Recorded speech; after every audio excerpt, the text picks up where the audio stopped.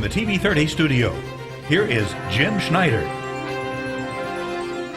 Well, hi, good evening. Welcome to In Focus on Channel 30. We're glad that you've joined us for the broadcast as we talk about public affairs and issues.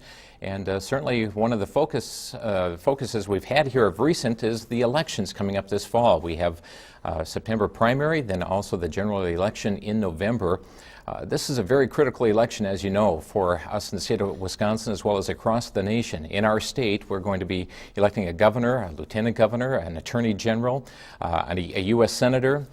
Every congressional seat in the state is up for election, all 99 assembly seats, one half of our state senate. A lot is at stake here, as well as different local municipal referendum questions and issues going on. So tonight we're going to focus in on the elections. It's our privilege to have with us Mark Neumann, who is a candidate for the office of governor here for the state of Wisconsin. Mark, nice to have you here. It's great to be here.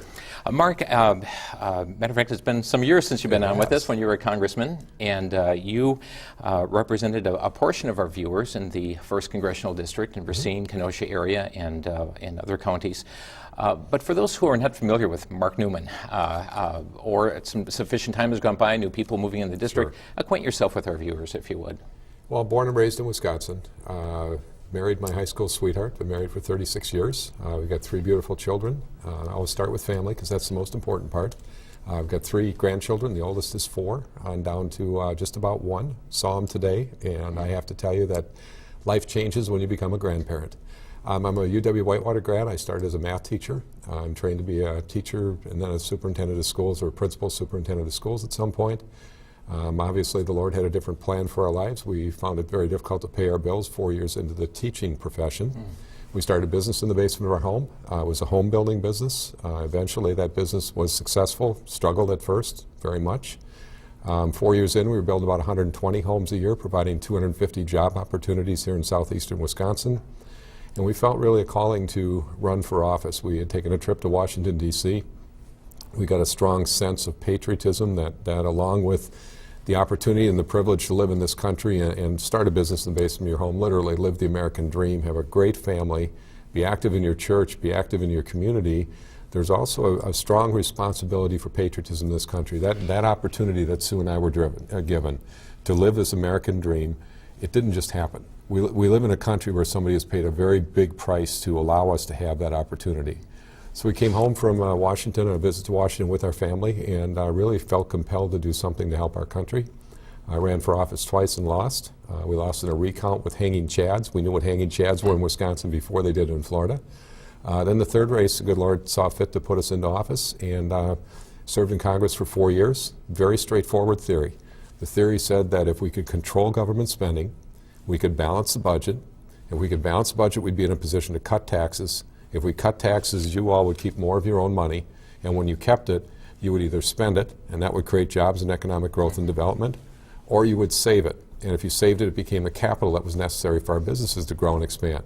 We implemented that theory while I was there. It took four years to get it done, but we balanced the budget, the only time in a generation that our federal budget has in fact been balanced and in surplus. And of course, today we're hearing about all the problems, not only with our budget, but we hear about the problems over in Greece and in the European communities and how they've borrowed too much money and are in financial problem.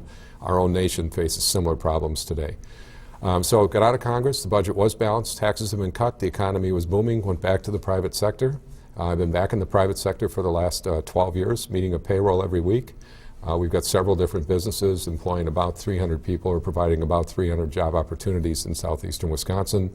And to be honest with you, I've watched our nation, and I've watched over the last few years in particular, watch what government's doing, the overspending, the loss of jobs, and the red tape and regulation they put in the way of our businesses. And I guess I kind of reached a point where I've had it right up to there, where like a lot of other people, and put the businesses aside to run for office again. The other significant thing is, if the Lord blesses you with success in business, what you do with the resources He gives you, I think, is really important.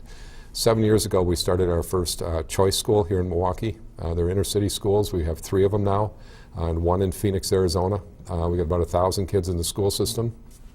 Kids here in Milwaukee hear about their Lord and Savior every day of the week, as they are Lutheran schools. And kids are doing very well academically as well.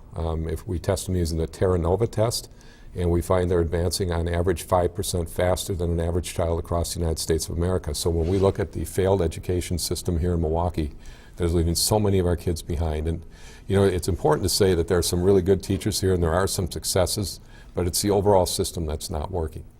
When I lay that failed system alongside of the schools that we're involved with here in Milwaukee, where the kids are getting an education, they're learning about their Savior every day of the week, and we get the job done at about half the cost of the taxpayers is what the public schools are doing. It's a very rewarding area to you know, invest some of the resources the Lord has given us in success in the private sector businesses. That in a nutshell. Back in running for office because I'm very concerned with where our nation is headed, where our state is headed, and I'm very optimistic that we can restore our economy here in the state of Wisconsin. I'm in this race to bring jobs back to our state and to restore our economy so our people can have hope. You know, when I say that sounds almost like it's about numbers and jobs and stuff. It's really about people. Because when I'm working with people, I'm seeing the pain and I'm seeing their concern of loss of jobs. And they've either lost their job and their family is suffering, or they're afraid they're going to lose their job, or they know someone in their family who's lost their job. To me, it's about people, and it's about the way they feel and how they approach life. We have such a beautiful state, great place to raise a family, beautiful woodlots, rivers, everything is so great about Wisconsin. But if we don't have jobs here, the people can't stay. So just reviewing back a little bit, would you say then in your tenure as Congressman here for the state of Wisconsin that your greatest accomplishment was that of bringing about a balanced budget at that time, or what else would you see as being a great accomplishment as Congressman here in the state? I would say the most significant accomplishment was that we took a budget that was way out of whack, severe deficits, just like we're facing today, only not, I mean, obviously, since President Obama took office, they've gotten even bigger. But severe deficits and severe loss of job going on in our country. A lot of people remember those Ross Perot numbers floating across the screen. I would definitely say that balancing the budget was the most significant. Not the only, but the most significant. I worked very hard on family issues when I was in Congress and would expect to do that again. Worked very hard on the pro-life issue, remain strongly pro-life. I can tell some personal stories that have made me even stronger than, if that's possible, than I was before. But very committed to traditional values in our nation and to seeing our nation continue forward with the respect for the traditional values, and that is the core of our country. Are you satisfied with the direction Wisconsin is heading at this time? No, no. If I was, I have a great life in the private sector. I mean, folks see you running for office and they assume that all politicians are the same, and the reality is it's not true. There's a lot of folks in politics today where it's basically their career. And getting reelected is the most important thing, or moving up to the next position is the most important thing. I have to tell you, for me, I have a job that I enjoy very much. Like I said before, I had 3 beautiful grandchildren. I was with them today. And when I'm leaving and my oldest says, "I don't want you to go campaign today, Grandpa," it's tough to go campaign. I mean, it's not tough for any other reason. It's tough for that reason. I love those grandkids, and to be away from them is a very, very difficult thing. What I'm saying is that if I was not really, really concerned with the direction the state of Wisconsin is headed, I would not be running for this office. It's not my life dream to be governor of the state of Wisconsin. It's my life dream to see people have an opportunity in Wisconsin to live the American dream as we've had in our lives. I take it then you're not satisfied with the tax climate either in the state? The tax climate, well, again, I'm a small business owner. I meet a payroll every week. We struggle. And every time the government throws a new rule or regulation or a higher tax in the way, it makes it less conducive to our doing business. I was on the phone today with the business owner. They've come up with a very important discovery in their business, a new product that will hopefully come to market. And he said, "Mark, I just bought my house in Texas." I said, "What are you talking about? This is a great Wisconsin man and great Wisconsin business." He said, "Well, Texas is taking care of us to make this business possibility come about, and Wisconsin can't move." I mean, and this is just classic. I mean, that's just today. I mean, I'm getting this all over the state. So I'm very, very concerned where we're going. So you're not satisfied where we're going, not satisfied with the tax climate. How would you use your influence? If you're elected governor, how would you use your influence to change those items? Let's start with taxes, because that's really important. When I went to Congress, we had this theory that if you control government spending, we would be in a position to have a balanced budget, and then we could cut taxes with the surpluses. What we did is we brought the growth rate of government spending down. When I went there, the growth rate of government spending was about 8%, and when I left, we brought it down to about 2 or 2.5%. I have to check the numbers again, but the point is we brought that growth rate of spending down. Here's what we need to do in Wisconsin. Now, forgive me, I'm an old math teacher, okay, so I'm going to throw some numbers, but if you follow the numbers carefully, it leads us to a balanced budget, leads us to surplus. We need to cut taxes. We will cap the growth rate of government spending at 1% under the rate of inflation. So if we have inflation at 3%, we will cap government growth rate at 1% under that, or 2%. Effectively, we're saying that we're going to cut the size and scope of government by 1% in real dollar terms annually. So I'm going to ask every department across the board, I want you to find $1 for every $100 you're spending that we're going to save next year in real dollar terms. Revenue grows to the state because of two reasons. It grows because of inflation, and that's not hard to understand. If you get a pay raise next year, you're going to pay more in taxes because of the pay raise. That's inflation. It also grows because of real growth in the economy. So if we have a new factory or a new business come to Milwaukee, that's going to be new jobs in Milwaukee, and those people all pay taxes. So that, for that reason, revenue then to the state grows. So if we have real growth in the economy at 2%, inflation at 3%, you're going to have revenue growth at 5%. If you've capped the growth rate of spending at 2%, you now have your revenue line rising faster than your spending line, and you're going to go into surplus quickly. Now, I throw all those numbers out there. I encourage folks to look at markforgov.com, where we actually have this posted in a more detailed plan of it with charts and graphs. What I just described is what we actually did when I was in Congress. So this is not like talk about something that might or might not happen. We had a Democrat president, we had a Republican House and Republican Senate, so we had to do it in a bipartisan way. The plan that I just described is exactly what we did when I was in Congress. It worked. We balanced the budget and we cut taxes significantly. You may remember the child tax credit, for example, or the reduction of capital gains. Those things all occurred while I was in Congress, and they occurred because we managed to get government spending under control. That same plan we will implement here in the state of Wisconsin, and we will in fact bring taxes down by a significant amount. We're very concerned in Wisconsin, as you know, about jobs, and no doubt you've heard this as you've traveled the state. And I wanted to know, what is your solution for creating more jobs here in the state of Wisconsin? Well, first let me give you the political side of it, if you like, the sort of political rhetoric. Reducing taxes is number one. We need to build a model here in the state of Wisconsin that makes us globally competitive.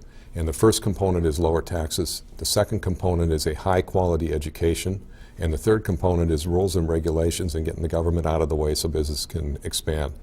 Now, that is a political answer, and it's all it's things we do need to do. Let me now put my other hat on and be a business person.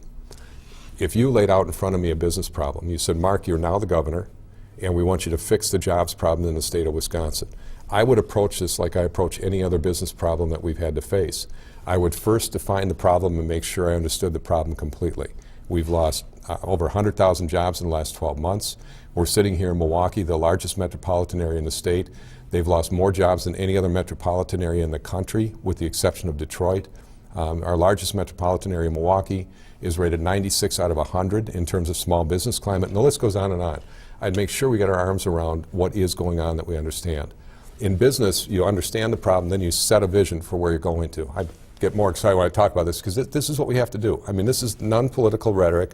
It's straight through to business solution. Understand the problem, set the vision. We want to be the best place in the world to do business, and we're going to make sure we measure that by, are we attracting more jobs than any other state in the country? So understand the problem, set the vision, we know where we're going to. You then develop a criteria to get from where you are to where you're going to. I would have an economic development team made up of successful private sector business people, and I'm putting them on notice right now tonight. I'm coming to private sector business people, and I'm going to ask them to do the same thing that Sue and I are doing. We're setting our businesses aside for a short period of time to serve our state and to serve our country. I want other private sector business people on our economic development team. Now, that in and of itself will be a change. So private sector business people on this team come in and analyze this problem. They know what our vision is. I want them to go to other states around the country that are actually adding jobs in the middle of this recession. People in Wisconsin don't always recognize it's worse here than it is elsewhere in the country. If you go to Texas, they're adding jobs in the middle of this recession. So I want to know specifically, I understand the problem, I've got the vision set. What are they doing different than we're doing here in Wisconsin? Because that's going to develop a strategy to get from where we are to where we're going to. And just for the record, I don't want our strategy to be as good as Texas, because I happen to believe anything they can do in Texas, we can do better right here in the state of Wisconsin. So understand the problem, set the vision, develop a strategy to get there. And then one last thing that I think is really important, and this is also from business as a small business owner, once you've got this strategy in place and you're moving down this trail toward becoming the best place in the world to do business, market the living daylights out of it. I want them to spend as much money as they want marketing the state of Wisconsin, with one very important caveat. For every dollar they spend marketing, I want to see $10 in new tax revenue coming into our state coffers. So understand the problem, set the vision, develop your strategy to get from where you are to where you're going to, and then market the living daylights out of it. That's a business solution to solving the problem we're facing, and I've had to apply it numerous times throughout my career, including Congress, and including when this housing downturn hit in the home building industry. It was very tough, and that strategy led to us being okay and surviving. You're watching In Focus tonight here on Channel 30. Mark Neumann is with us, former congressman and businessman, and is, as we mentioned, running for governor. Governor Doyle had created this global warming task force. His global warming legislation, as we know, never did pass through the House or the Assembly or the Senate. And matter of fact, global warming became a term not so acceptable, so they called it the Green Energy Jobs Act. Tell us your position. This is something Governor Doyle was fully wanting to have implemented in the state. Is this something that you would have signed into law had the legislature passed it? No, absolutely not. I'll be very clear up front. I absolutely opposed the legislation. It was government mandates and more taxation. And anything that increases government mandates and increases taxation is going to cause more businesses to leave the state of Wisconsin. And we are just absolutely kidding ourselves if we do not understand that more government regulation and higher taxes cause businesses to leave. Now, having said that, let me also say that I am a strong conservationist. I care a lot about the environment in the state of Wisconsin, and I believe there's huge opportunities for green jobs in that area. We need government to get out of the way.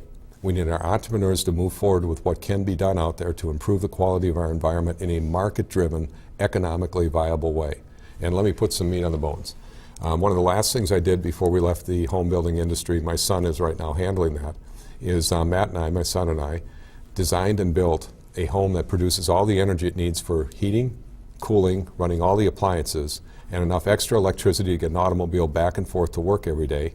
And while that part in and of itself was not hard, we made it so it was less expensive for folks to live in that house than if they lived in a comparable home next door built to normal standards. So it is economically viable, it is market driven, and it's the right thing to do for the environment. 47% of all carbon emissions come from buildings. This building is virtually carbon emission free because we used a combination of geothermal and solar to produce the energy they need in the house. So what I'm trying to lay out here is a picture of a conservationist who cares a lot about our woodlots, our water, our clean air, care a lot about the environment. But we want to fix the environment and move forward from the environment in a manner that is market-driven, economically viable, and in fact produces jobs. If government would get out of the way, entrepreneurs across the state would move forward rapidly and improve the quality of the environment. I want to ask you about one aspect of this, and that is, I believe in the state right now we're using about a 5% in renewable energies, working toward 10, and it was the governor's goal to go to 25% through this legislation. This is such where we had a lot of groups coming forward and said, hey, this is going to cost the consumers a lot of money to have these mandates. Right. But last month in the paper, you were quoted as saying 25% is not far enough. We need to go further. So I want to give you an opportunity to explain. What do you mean by that? I get really excited about this because I do think that not government mandates and not government dictates, I think entrepreneurs are going to carry this thing forward. And I'm reaching for an example because I want to show you a picture of how I view this thing. When I was in college, if I wanted to use a computer, I had to use computer punch cards, and the mainframe computer would have filled half of this studio. Today, I have this in my hands. What's happening in the area of green technology and energy is the same thing that happened in computers a generation ago. It is moving forward so fast that government people haven't even begun to understand what's happening. So what everybody assumed from that statement is that somehow I wanted more government rules and mandates and all this junk that was going on there to increase. No. What I want is government to get out of the way so our businesses and our entrepreneurs can move this green technology and this energy situation forward just like we've done with computers. Look, depending on foreign countries for our supply of energy, that's just not smart long term. We need to fix this problem. We've got the intellectual knowledge and the intellectual capabilities in this country to do just what we did with computers over the last generation. And I look at this thing, and if somebody in college would have said that we're going to have everything imaginable in here, stock quotes, calculator, a cell phone obviously, going to hold all these numbers. If somebody would have a generation ago described this, we would have all laughed at that person. And I'm here to tell you that what's happening in this field of energy right now It's happening just as fast as what's happening in computers in the last generation. We've seen, since we built this home... So you're saying market-driven as opposed to government mandates? Bingo. Exactly. Exactly. And it's going to happen. I honestly believe a generation from now, we will be completely energy independent. And it won't be government-driven. If it is, it won't work. I mean, it will not work, because what's going to happen, the government mandates increase the cost of doing business, and when you increase the cost of doing business, you eventually hit a tipping point, and our businesses take off. But if government gets out of the way and allows companies like what we did in our company and what other companies I can quote you around the state are doing, we're going to have great results, well, phenomenal results. We're going to segue over to transportation here at this point. Sure. And we see a lot of infrastructure problems across the state at this point. One of the things that Governor Doyle has systematically done is that of raiding the transportation fund. If you are elected as governor, will you raid this fund for general purpose revenue? No, and in fact, when I look at transportation and infrastructure, it is such an important component of restoring jobs to the state of Wisconsin, because if you are a business owner producing a product, you have to be able to get your product to market, period. That bridge collapse that we had here in Milwaukee a few weeks back, it was just an absolute disaster. We need to make sure that our infrastructure is solid. Can you imagine if you were a person thinking of locating a business in Wisconsin and you came in here and you had to bypass because the bridge was not in such bad repair you couldn't use it? You wouldn't bring your business here. So infrastructure is an extremely strong, important component of bringing jobs to the state of Wisconsin. Will receive a very high priority in my administration. The reaction to the bridge problem here a few weeks back, where Tom Barrett said it was Scott Walker's fault, and Scott Walker said it was Tom Barrett's fault, that's politics. What we should have said in that situation is, look, I'm going to check the other bridges around the state of Wisconsin, make sure I don't have this problem elsewhere, and I'm going to figure out what I have to do to make 100% sure that I'm not going to close another bridge somewhere else, instead of going into politics. But again, there's so much of this stuff just turns into politics, and they turn into beating each other up and negative attacks, and it's just not the way it ought to be. We ought to be focused on the best for the future of the state. So you would not raid the transportation fund? You would No, sir. keep it for the purpose it's intended? Sure. I'll step farther if you like. Sure. I believe that the shortfall, because of what Jim Doyle has done over the past few years, means that we probably need more than that trust fund. And there's a couple of key things to understand. That one is it has been rated, but the other one is our cars are getting better miles per gallon than what they used to get, and therefore there's less taxes being paid in. So what we've suggested that we should do is we should take some of the sales tax from items related to transportation and put that sales tax also into the transportation fund, so we know we have enough money to keep our roads up to speed without raising taxes elsewhere on our people. April 7th, Governor Doyle signed an executive order that created this Office of Healthcare Reform, and their purpose is to implement the national health care that we saw passed. Are you in support of the nationalized health care? No, I'm not. What implications do you see this having for the state of Wisconsin? Devastating. The problem with the national health care, I could be on this for the rest of the show, but the fundamental problem is it raises taxes, and it's going to cost our businesses and our people more money, and it takes away the right of people to choose what they want for insurance. Now that's the big picture. As a small business owner, do you realize that in that plan the government now decides what's an acceptable insurance plan? Qualified is the word they use. And if I'm not providing enough benefits for my employees, they're going to fine either me or the employees or both. And if my plan is too good, they're going to fine us 40%. So you now have the government instead of the people deciding what we should be having for insurance. As a business owner, I sit down with our folks and we talk through what they want for insurance, and we figure out how to get a plan there that meets their needs. The state or the federal plan that's coming in here, Jim Doyle should be allowing J.B. Van Hollen, our Attorney General, to challenge it on the grounds of constitutionality.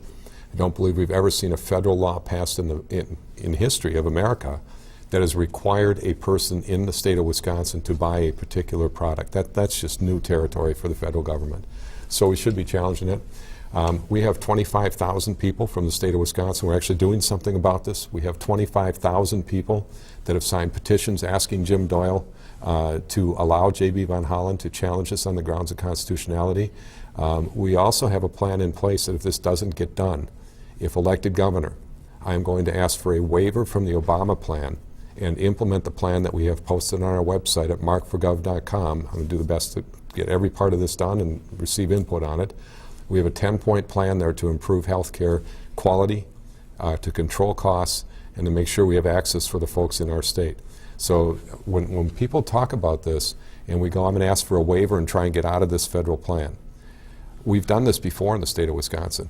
When Tommy Thompson passed welfare reform, that was really violated a whole bunch of federal rules and regulations. So what Tommy did is he went to Washington and he said, can you get me a waiver from these so we can implement welfare reform? Remember welfare reform? If you're physically and mentally able to work, you must work before you get a welfare check. So Tommy went to Washington. I actually was in Congress at the time, and I carried the bill on the floor of the House for him.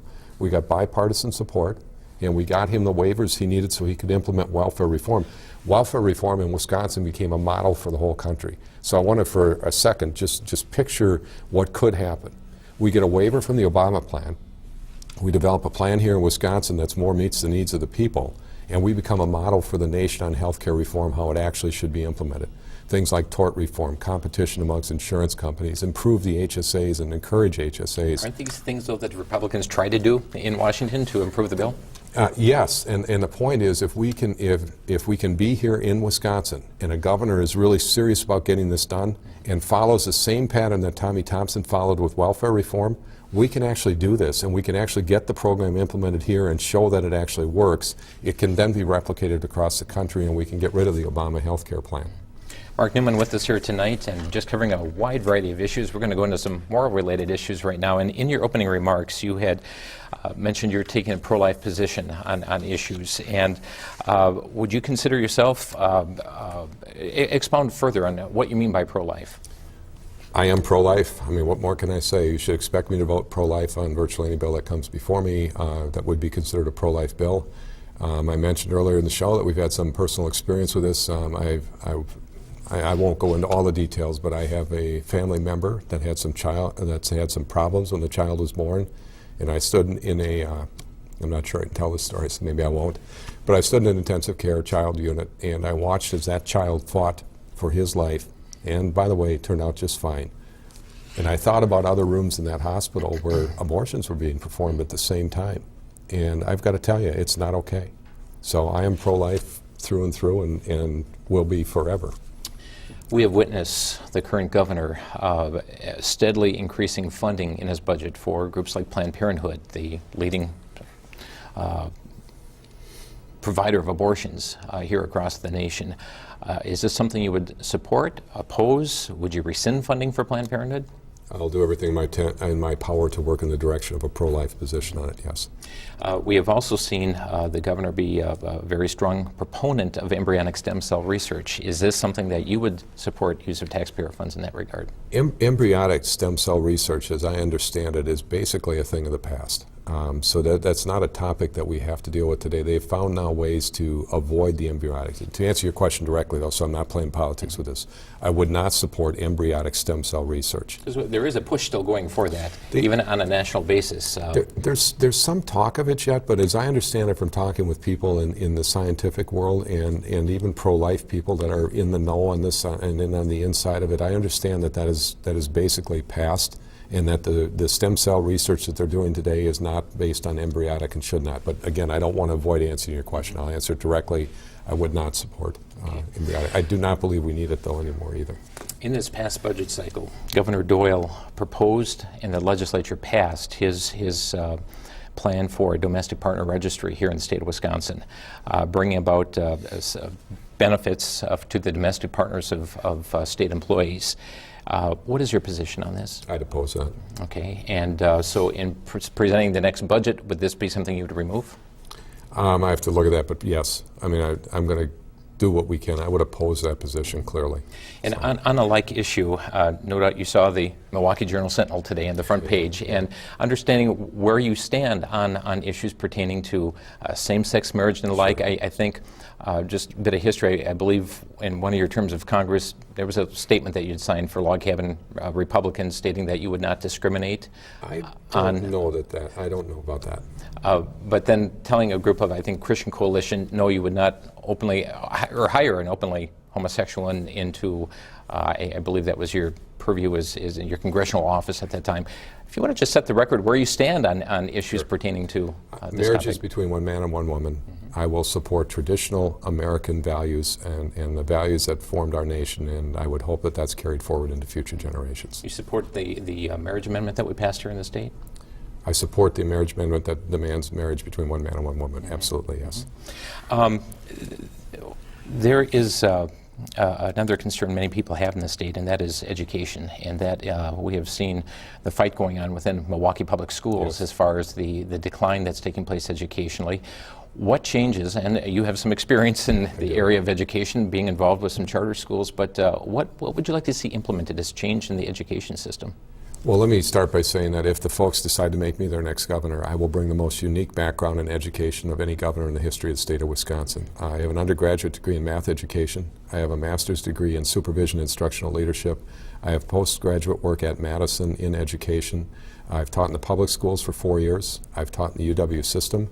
I've taught at a private college. And 7 years ago, we started our first choice schools here in Milwaukee. We have 1,000 kids, as I mentioned before. We have 1,000 kids in our school system, basically 3 schools in Milwaukee and 1 in Phoenix, Arizona.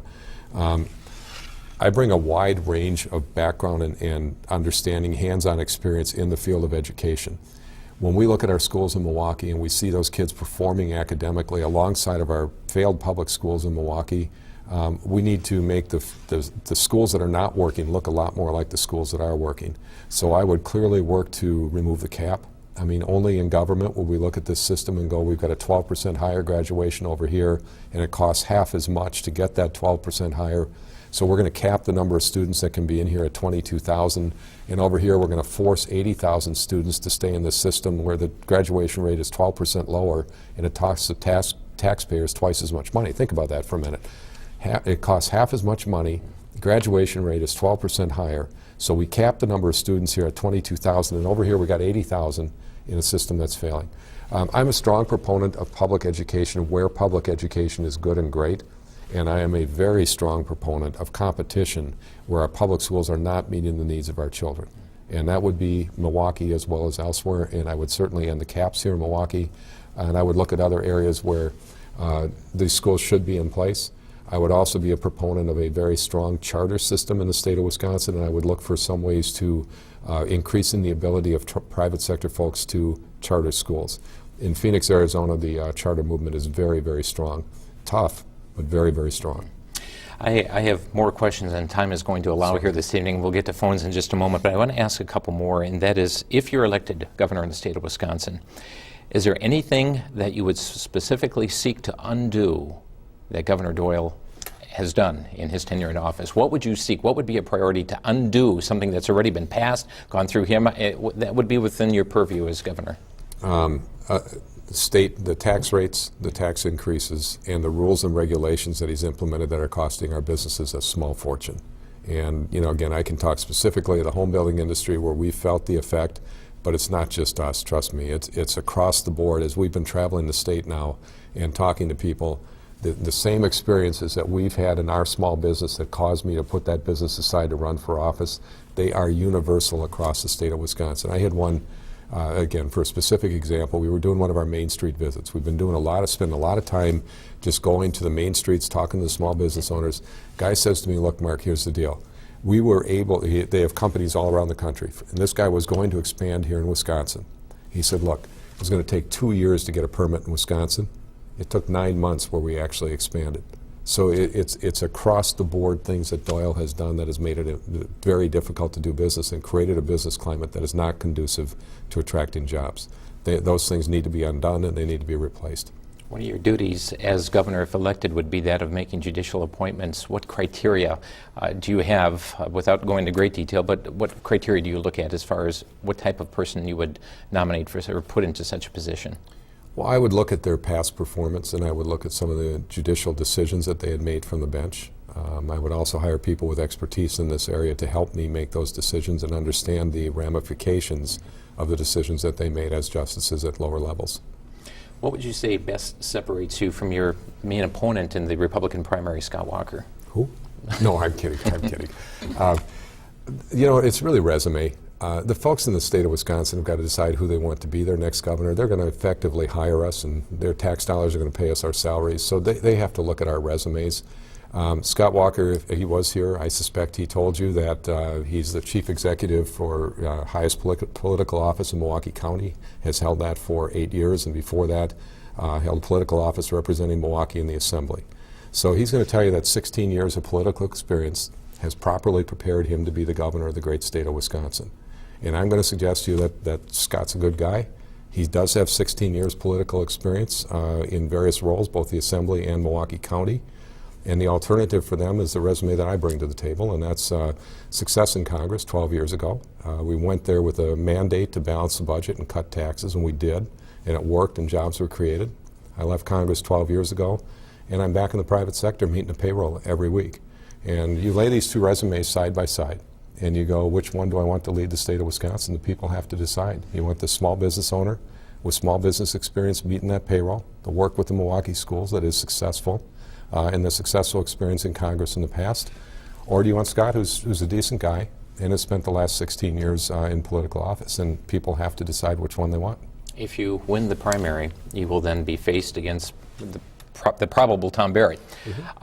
In just a couple sentences, I'm sure you could talk the rest of the evening, what would you believe separates you the greatest between yourself and Tom Barrett? Tom Barrett is a career politician from Milwaukee.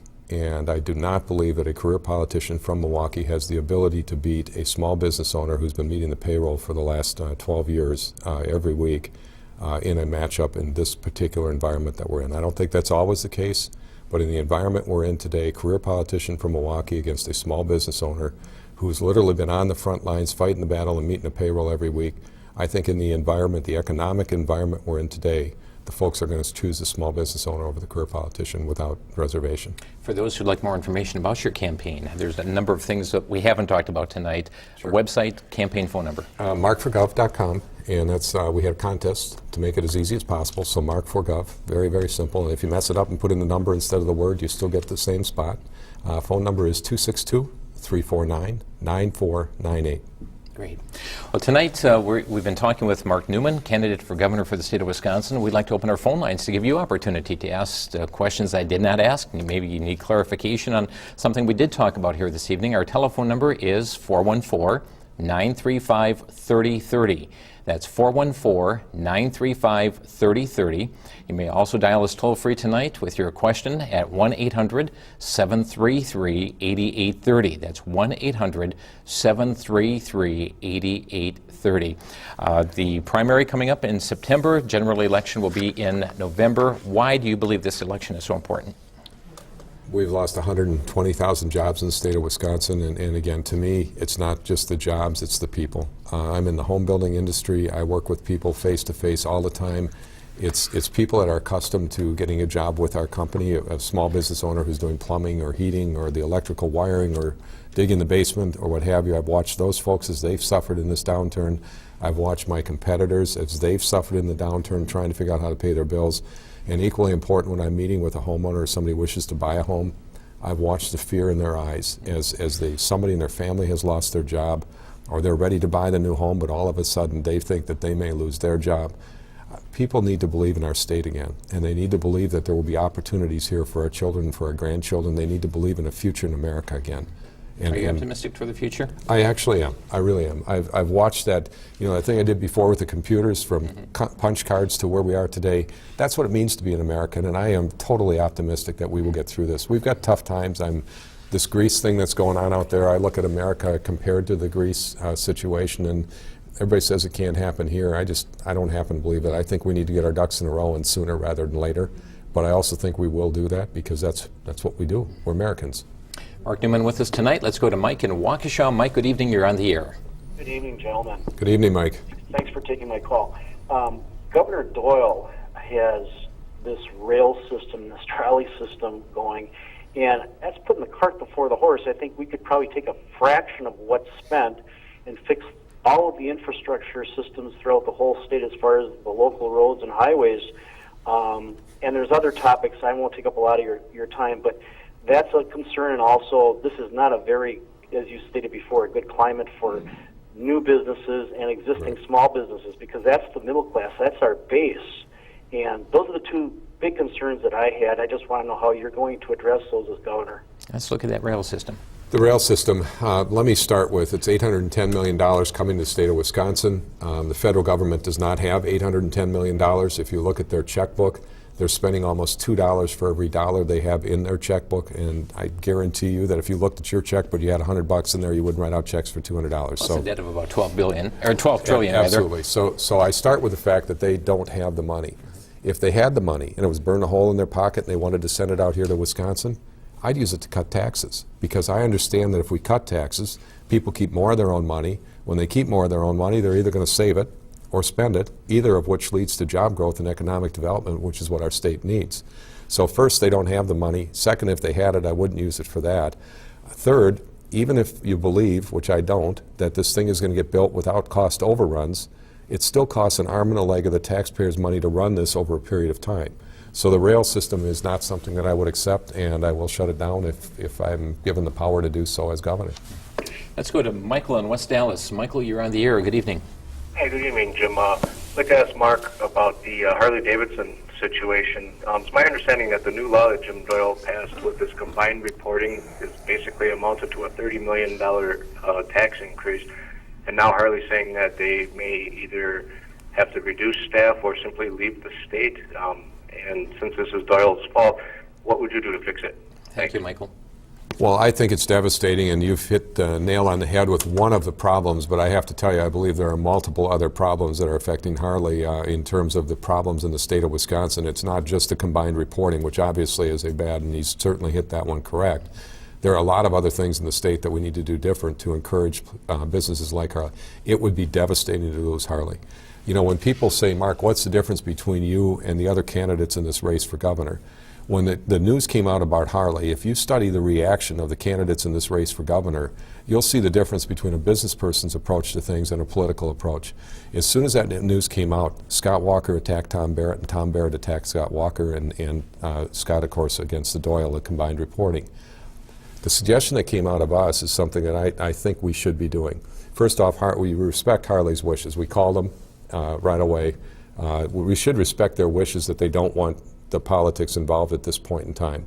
When they are ready for assistance from this state to keep them here, what I would like to see is Tom Barrett, Scott Walker, and Mark Neumann in a room with them and agreeing to a policy that any one of the three of us would support as governor. Because that now puts us in a position that even though there's a political race going on, we're not doing politics, Democrat, Republican stuff. We're in a position where we can actually lay out a plan that any one of the three of us would support as governor. I think that's our best shot, knowing that there's going to be a change in governor in the next, obviously early next year. I think that's our best shot if something has to be done before we are elected to office to actually keep them here. And you see the different approach. The approach of, let's get us all in the room, let's let Harley know how much we are behind him, all of us, and put the politics outside the room, and let's get a plan on the table that all of us would agree to support so we can make it clear to Harley that we want him to stay. If Harley leaves, do you foresee a ripple effect? Oh, I hate to think about Harley leaving. We can't let Harley leave the state. Harley is it's like Wisconsin. You got to keep Harley here. Let's go to East Troy. Kathy, good evening. You're on the air. Hi, I'm calling because my children go to a Lutheran school in East Troy, and I'm just wondering if Mark would support school choice rather than having to pay taxes to a public school when we send the children to a private school. Actually, I think your kids probably go to the school at the church where I used to attend, if I'm not mistaken. Probably. What's the name of your church? Good Shepherd Lutheran Church. Oh, no, you're on the other side of town. Sorry. At any rate, to answer your question, though, I would support the expansion of school choice across the state of Wisconsin. And there's no reservation on my part.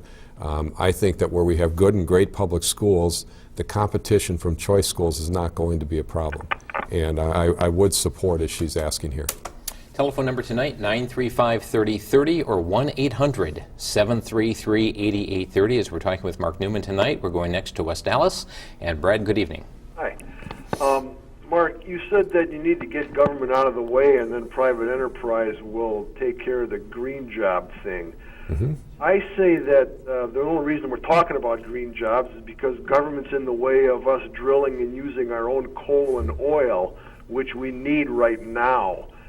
India and China have over 2 billion people between the two of them, and there's a lot of coal-fired power plants going up over there. Our little green job thing isn't going to help save anything.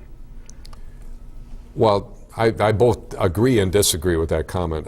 The technology in the area of green jobs is going so fast that folks have a very difficult time keeping up with it. So I agree with a lot of what this caller said, but I don't agree with the idea that the technology is not advancing. What government needs to be doing is they need to be looking at the subsidies that are involved in these things, and they need to be gradually bringing their subsidies down because of the technological advances. Let me, again, be very specific. This is hands-on for me. When we look at these solar panels that we used on that house that we built, that produce all the energy it needs for heating, cooling, runs the appliances, remember, the people that moved into that house, they lived there cheaper than if they had built the same home next door. Our company actually got to a point where we're offering a 5-year guarantee that you will have no gas or electric bill in your house if you build one of these energy-producing homes. And obviously it's going to go beyond that, but the guarantee just goes for 5 years. So when I look at this thing, the solar panels we used, they're about 20% more efficient today than what they were when we put them on there. They cost 20% less, that is to say. And the space necessary for them is down 30% in less than 12 months. This stuff is coming, and it's very difficult to help people see how fast it's coming. I envision a day not very far from now where your shingles on your roof are going to serve as solar panels. And the actual shingle structure in the roofing mechanism is going to be tied into a system in your home that literally produces your energy. And that, by the way, that's not a pipe dream. That is being researched around the country already today. There are people actually working on these ideas today as we sit here and speak. And like I say, I look at those solar panels, a 20% improvement in less than an 18-month period of time. This stuff's happening. And for us not to want the jobs here in Wisconsin would be a serious mistake. Let's go next to Anthony calling from Milwaukee. Anthony, thanks for calling. Thank you for taking my call. I was wondering one thing. You were talking about taxes that we pay for the roads in Wisconsin. I was wondering, why don't we have tolls like Illinois does, and are we still government paid to build roads and stuff? I'll hang up and listen. Thank you. Thank you, Anthony. Well, I would. It's too bad he hung up. I wouldn't ask him a question whether or not he likes riding down to Illinois on those toll roads, because that's kind of the answer to his question. I'd listen to a lot of different things. I don't like riding in the Illinois toll system. I plain don't like it. Number one, I don't like paying taxes in Illinois, of course. But number two, I don't like the inconvenience of pulling over and stopping and paying that toll all the time. So I don't want to see something put in place. It's not just that, it's also on our driver's licenses and our vehicle registrations where we saw fees increase in order to comply with Real ID, which never came about, yet the state continues to collect those funds. Yeah, well, that's like so many other things, and it's not going to build the roads. The underlying problem, though, and if you elect a governor, they need to be thinking ahead. As the auto fleet mileage improves, we have to figure out where the revenues are coming from to keep our infrastructure solid. And if you think about cars that were getting 14 or 13 miles to a gallon before and are now up to 20, you begin to get a feel, and there's a lot of cars out there now getting to 30 and 35 miles to a gallon. You begin to get a feel for what's happening. If, in fact, they come up with an electric car, which I think is going to happen at some point in the future, and I'm not talking about a golf cart here, I'm talking about a full-fledged Suburban that we used to make in Janesville, only powered with some sort of electrical fuel cell, that just changes everything. And you need a governor thinking ahead to these things and starting to plan for it, that you're not dealing with a fire. And it just seems to me so much of government deals with fire before they get to them. I didn't mean to get off on that, but it is an important issue. Brad in Oconomowoc, you're on the air with Mark Neumann. Good evening. Good evening, gentlemen. Good evening. Newman, my question here is about accountability. I think we've all had it with the liars and the back alley deals and everything. What about accountability for politicians and term limits? When is enough enough? It feels like we're all voting in a duopoly. It's an illusion that we have a choice, and we don't. Now, I believe in a lot of things you're saying, but most of us have absolutely had it. And no matter what you're saying here, unless there's accountability, I don't think you're going to get a vote. Well, first off, what he's expressing is a lot of the reason that we have set our business aside to run again. I again remind this caller, I got a great job in the private sector, and I got 3 beautiful grandchildren that I'm not with tonight. I do want to go to his question, though. I have self-limited myself to 2 terms, so I will not run longer than that. I agree with him totally that term limits are important. America was made great by people coming out of the private sector, serving their government, and then going back into the private sector. So I have 2-term 2 terms, no more than 8 years, and I'm not sure that I would even serve a second term at this point, wouldn't commit to that. So I agree with him on that. But I want to go to the accountability thing. I think this is really important. If you go to our website at markforgov.com, I have a series of things for good government that they can assume, not assume, it's there in writing. And I know if I don't do it, they're going to be all over my case. So I intend to do them. Let me give you one very important one for this caller. What I would like to see as we go forward, instead of the late night deals and the backroom deals that have been cut, I would like to see us negotiate every major piece of legislation through all the amendments, anything else that's going to be done. Get all set to vote on it. Don't vote. I want you to post it online so everybody can see it, and I want you to vote 5 days later on that bill. So in terms of accountability, it's now published. Our elected officials get to read it before they vote on it, and the people of this state get to have input before a vote is taken on a major piece of legislation. You're not in favor of those 3 a.m. votes taking place in the legislature? I'm not going to. That's not going to happen under. Well, I shouldn't say that. I guess if I veto it and they pass it over a veto, I can't stop it. And I mean, I don't have a white horse. I understand this position does not make you God, but I will do everything in my power to prevent that from happening. And I think if you go to our good government plan and you look at some of the things in that plan, it includes term limits and it includes the 5-day rule. There's some pretty significant steps here that will change the culture of Madison. We live in a world today that is completely different than it was 15 years ago. We don't need a bill published paper form and sent out to people for them to read. We live in a world today where the social networking, the computer, allows us to instantaneously transmit that legislation. We currently have roughly 50,000 people signed up on our Facebook page. Just think of the power that the people now have that they didn't have a short time ago, 10, 15 years ago. What I would see is this legislation, these deals that are being cut, the people can stop them. We're in a day and age where the social networking is powerful enough that if they see stuff they don't want in these bills, if given the opportunity, they can overwhelm the offices if the elected officials aren't doing what they think they should be doing. I look forward to that. This whole social networking thing should empower the people of this state to be actively involved in their government, and I think it does a lot toward the accountability this caller is looking for. 935-3030 is the number, or 1-800-733-8830. We have David calling next in Milwaukee. Hi, David. Hi. I just got a question to ask him and I'll hang up. Number one is, what do you think about freezing property taxes statewide? Number two, I live in Milwaukee, and they always like to tack on a little to the water bill or whatnot. How do you think about stopping that practice altogether? Mm-hmm. Okay. Thank you. Thanks very much. Okay, so freezing property taxes, and then we'll talk about those fees.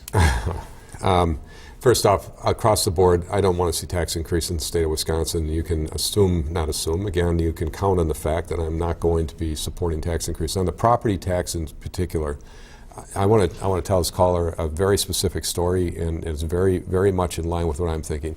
What we have today is we have career politicians that increase the size of their power. And the more power they have in Madison, the more centralized that power is, then those career politicians have more power. I want to see Madison disempowered, and I want to see our local officials re-empowered. I want to say to our local boards and our local municipal boards and our local school boards, you are now empowered to do the job that you need to do in the most cost-effective manner possible. Figure out how to get your job done in a more cost-effective way. When you really look at our schools in Milwaukee, the choice schools, that's kind of what's happened. Is the state has said, okay, you're a choice school, figure out how to get your job done, and we've been able to do it for 50 cents on the dollar. But let me give you a different example. I talked to a superintendent of schools, public schools this is now, his name was Mark, and I said, Mark, I'm going to ask you a question. If Madison's role in education was to verify that in your public school, the kids that are in your system advanced academically 1 year for every year they're in your system. So that's Madison's role.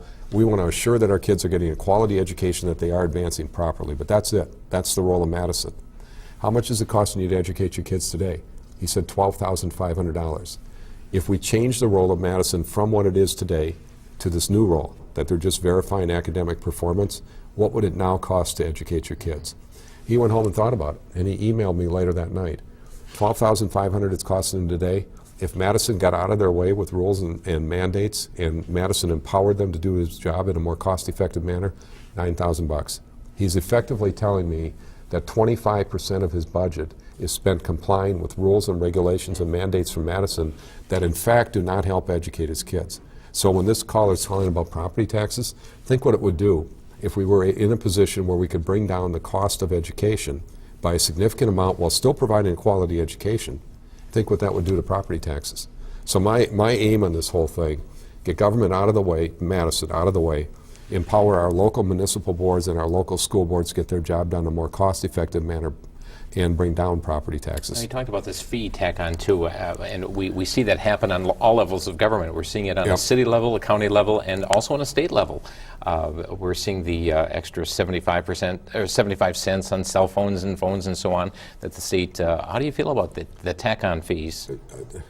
Fee increases are not a lot different than tax increases. Look, when you really look at this picture, at the end of the day, we want to know how much money is left in the pockets of the people and how much money the government has taken out of the pockets of people and taken to Madison or taken to Washington.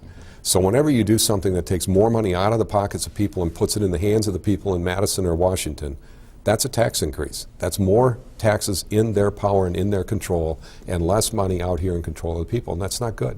We're going to squeeze one last question in. Let's go to Enrique in West Dallas. Good evening, you're on the air. Thank you.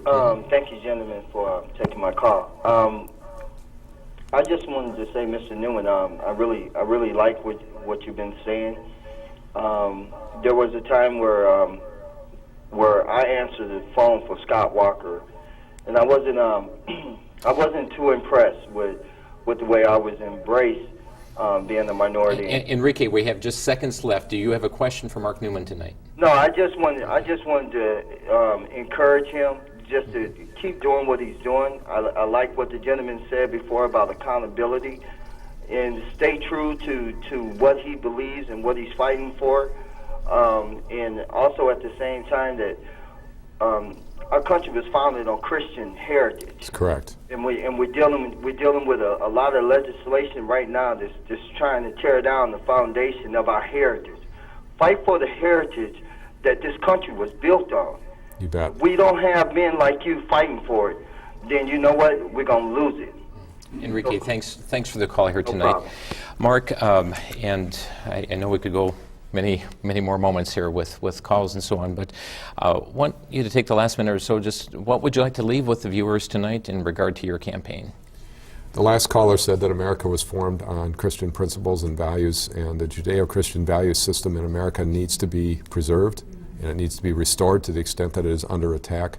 When I think about our heritage and what you and I and our generation are going to leave to this nation, I want to leave them with the opportunity to live the American dream, that is to start a business and be successful.